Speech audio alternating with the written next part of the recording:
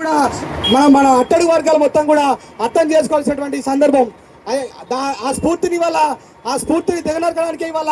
రాష్ట్రంలో ఫూలే అంబేద్కర్ కాంశీరాం సిద్ధాంతాన్ని కొనసాగించడానికి ఇవాళ డాక్టర్ విశారదన్ మహారాజ్ గారి నాయకత్వంలో కాంశీరాం పని విధానాన్ని ఇవాళ కొనసాగించడానికి ఇవాళ ధర్మ సమాజ్ పార్టీ ఈ రాష్ట్రంలో పుట్టుకుందనే విషయాన్ని కూడా మీ అందరికీ తీసుకొస్తా ఉన్నాం. ఈ ఎమ్మెల్సీ ఎన్నికల్లో మరి ధర్మ సమాజ్ పార్టీ లక్షల కోట్ల రూపాయలటువంటి వ్యక్తులకు అభిముఖంగా ఒక దళిత సామాజిక వర్గం చెందినటువంటి మంద జ్యోతి గారిని వల్ల ధర్మ సమాజ్ పార్టీ పట్టభద్రుల ఎమ్మెల్సీ అభ్యర్థిగా నిలబెట్టిందనే విషయాన్ని కూడా మీ అందరికీ తెలియజేస్తా ఉన్నాం. మరి వల్ల ఈ పార్లమెంట్లో ఈ నియోజకవర్గం పట్టభద్రుల నియోజకవర్గం అందరూ కూడా అట్టడుగు అణగారిన వర్గాలు మన అణగారిన వర్గాల యొక్క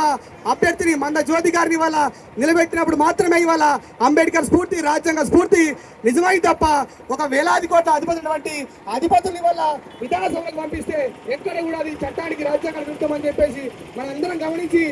ధర్మ సమాజ్ పార్టీ ఎమ్మెల్సీ అభ్యర్థి మంద జ్యోతి గారిని భారీ మెజార్టీతో ఎమ్మెల్సీగా పంపించాలని చెప్పేసి ఈ అట్టడుగు వర్గాలు అగ్రకుల పేదలందరినీ కూడా కోరుకుంటూ అందరికీ పేరు పేరున తెలియజేసుకుంటూ ఈ యొక్క నామినేషన్ ర్యాలీ సందర్భంగా మరి జిల్లా నాయకులు మాట్లాడవలసిన కోరుకుంటూ